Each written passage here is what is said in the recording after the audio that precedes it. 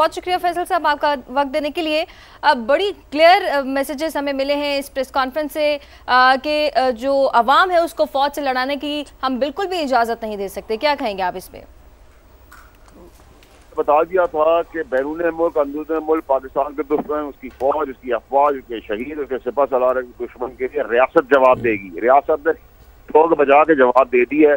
रियासत ने बता दिया है कि गद्दारी का जुमरा है, ये दुश्मन के साथ प्लानिंग के गद्दारी का जुमरा है। हमारा जब तक सियासी बाप का वजीर आजम था, ये गटर की गंदी नाली के जो कीड़े बिन बाप के जो लोग थे वो उसको वहां ले गए जहाँ से वापस नहीं आ सकता। और जहन की गलाजत है, जहनी मरीज ऐसी सोच रख सकता है कि अफगानिस्तान इंडिया के साथ मिलकर दुश्मनी करे। और इसमें मजीद आपको जो बताया है वो डीजी ICR ने बताया है, रियासत ने बताया है। और अंग्रेजी को छोड़ के खुले अल्फाजों में लितर छितर डंडा और सड़क पे पट्टा डाला जाएगा। मैंने आपको बताया था डिस्क्वालिफिकेशन, बैन, 9 मई के केसेस, उसके भगौड़े, व्लॉगर्स, इंटरनेशनल, नेशनल, गवर्नर राज, उन सबको एक पेज पे रख लें और उसके साथ गद्दारी उसकी हेडिंग डाल दें, सिक्योरिटी रिस्क की हेडिंग डाल लें और उसका टिक लगाना शुरू कर दें। मंडे का सूरज पाकिस्तान के लिए आसमान की बुलंदी छेगा और दुश्मनों का तलाकामा करने के लिए होगा। और आप देखेंगे जैसा जैसा कहा था अल्हम्दुलिल्लाह वैसे वैसे हुआ। फैसल साहब, जैसे जैसे कहा था वैसे वैसा हुआ। हमने हमेशा से देखा है कि टेम्परेचर को डाउन करने की कोशिश कर रहे हैं, मामला को कूल डाउन करने की कोशिश करते रहे। बारहा आप समझाते रहे कि खुदारा इस मुल्क के लिए एक हो जाए। तो क्या समझते हैं वो कौन लोग हैं जो टेम्परेचर को नीचे नहीं जाने दे रहे और मकासद क्या है इनके पीछे? देखिए जी, मैं बिल्कुल आपने सही बात की, बड़ी कोशिश की कि जमहूरियत, डायलॉग, रास्ता बनाए, लेकिन आपने पाकिस्तान की इकॉनमी नहीं, आपने पाकिस्तान की सियासत पर बात नहीं, आपने पाकिस्तान की हुकूमत की बात नहीं, आपने सिर्फ फौज, वो शहीदों, वो शहीद खून दे रहे, हम फौज को गालियां दे रहे हैं, शहीद खून दे रहे, वहाँ इंडिया मजे ले रहा है, अफगानिस्तान मजे ले रहा है, लिंकअप हो गया सारा, जो गद्दारी के जुमरे में आ गए। तो अब तो कोई नथिंग डूइंग, इसके अंदर अब कोई भाम इन बिटवीन कुछ नहीं रहना, सिर्फ गद्दारी और सिक्योरिटी रिस्क का टाइटल आ गया है। बार्किंग डॉग, जहनी मरीज, क्लैरिटी हो गई। अब इन गंदी नाली के कीड़े जिनको हम नहीं जानते थे, जिन्होंने तसल्सल से इंडिया और अफगानिस्तान से मिलकर ये गेम बनाई और इमरान खान को उधर ले गए जिधर से वापसी नहीं, और वो भी जायचे और तावीजों के बीच में उनका भी जहन कहाँ से कहाँ चला गया, क्या वापसी का रास्ता नहीं रहा, मना किया था, करते रहे। हमारे जब तक सियासी बाप था तो वजीर आजम था, इन गंदी नाली के गटर कीड़ों के हाथ लगा तो ये बिन बाप के हो गए, तो लावारिस गटर कीड़े थे ही, उसको भी उस कॉन्ट्री में ले गए जहाँ से वापसी नहीं है। चले जी, जो चाहते थे अब ये एंजॉय करें, लेकिन उनको एंजॉयमेंट भी नहीं मिलेगी। पीर से पट्टे ऑर्डर हो गए हैं, सड़क पे पट्टे डाले जाएंगे। पट्टे आपको पता है किसको डाले जाते हैं? और डंडा, चित्तर और लित्तर परेड, इनका बाप भी अब आने चाहिए। रीट्वीट तो कर नहीं रहे पानी के ट्वीट, इनकी क्या बुजुर्गों की बात करूं मैं। फैसल साहब, आपने 2 दिन पहले तक भी कोशिश की, आखिरी जब आपने मुलाकात के लिए आपने भी बताया कि आपने बड़ी कोशिश की, बड़ा अहम किरदार अदा किया। मुलाकात के बाद जिस तरीके के बयानात सामने आए उस पर भी आपने गम और गुस्से का इजहार किया। आप 2 दिन पहले तक कोशिश करते रहे हैं, वो कौन है जो नहीं मान रहा?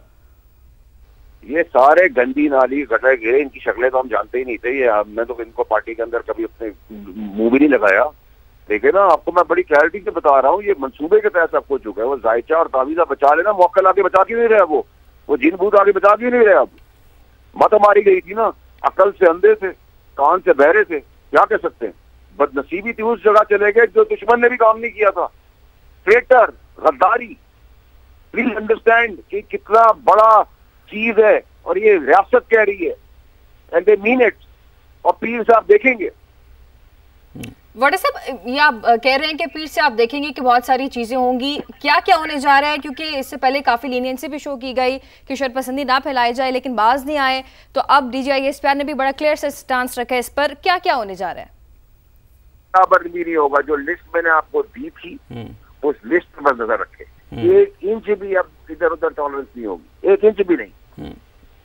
अब कोई है वापसी का रास्ता? अभी भी कोई माफी की गुंजाइश है? अल्लाह ताला की जात कर सकती है, दुनियावी और कानूनी तौर पे there is no question as of now.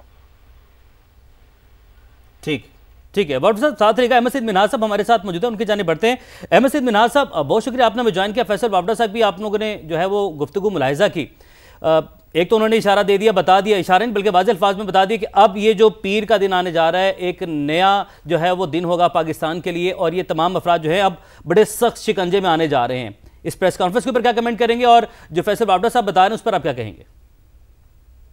देखिए, आज जो डीजीएसपीआर ने प्रेस कॉन्फ्रेंस की है, बेसिकली उसमें दुख का और गुस्से का दोनों एलिमेंट्स उसमें शामिल। एक ऐसे दुख इस लिहाज से कि जो आर्म फोर्सेस के अंदर जो आपका सरबराह होता है, जैसे किसी भी यूनिट का सीईओ, किसी ब्रिगेड का ब्रिगेड कमांडर या डिव कमांडर या कोर कमांडर, सुप्रीम तो खैर हमारे फील्ड मार्शल आसिम मुनीर साहब चीफ आर्मी स्टाफ हैं।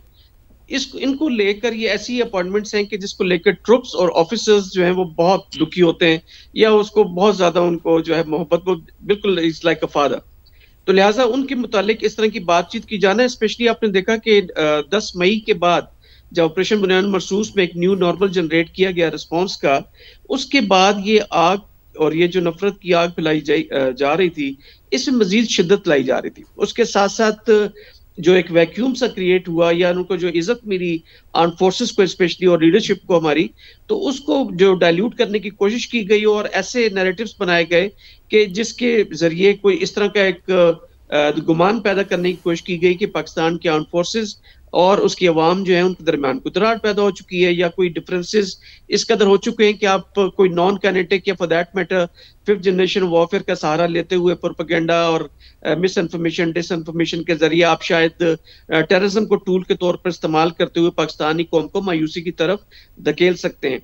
लिहाजा मई से लेके अब तक जो है वो रेस्ट्रेंट का भरपूर मुजाहरा किया गया। कभी जो है इस तरह की प्रेस कॉन्फ्रेंस पहले माजी में नहीं हुई है, लेकिन अब चूंकि डायरेक्ट नेशनल सिक्योरिटी थ्रेटन हो रही थी, तो लिहाजा डीजीएसपीआर को जो है वो प्रेस कॉन्फ्रेंस करनी पड़ी, और आके वो तमाम जो ऑन ग्राउंड हकाइक मौजूद थे वो शेयर करना जरूरी हो चुके थे। क्योंकि अब सोशल मीडिया, ये जो चेंज की स्क्रीन है आपकी मोबाइल की, ये अब किसी भी क्लाशनकोफ की तरह है या किसी भी एक लीथल वेपन की तरह है, क्योंकि इससे निकलने वाला मीडिया वही काम करता है जो कि गोली काम करती है, यानी कौम को मायूस करना कि जंग में जैसे कोई हार जाता है।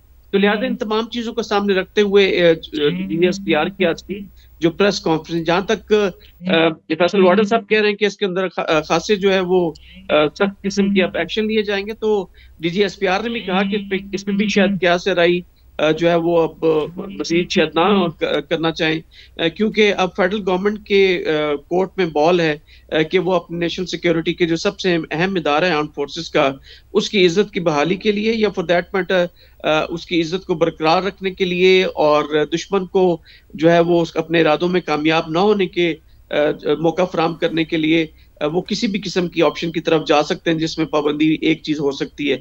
लेकिन चूंकि ये पॉलिटिकल डोमेन का क्वेश्चन है, मैं उसके ऊपर मजीद राय देना नहीं चाहूंगा, लेकिन ये जरूर है कि ऐसे तमाम होस्टाइल इंटेलिजेंस एजेंसीज या फॉर दैट मैटर जो हमारे दुश्मन ममालिक है, उनके लिए बड़ा वाज़ेह तौर पर पैगाम दे दिया गया है कि वी आर अवेक, और हम आपकी तमाम चालों को बेहतर तौर पे जानते हैं, और आप फिक्र ना करें, आप माजी के अंदर भी पाकिस्तान को शिकस्त नहीं दे सके, कि दे अब भी नहीं पाएंगे।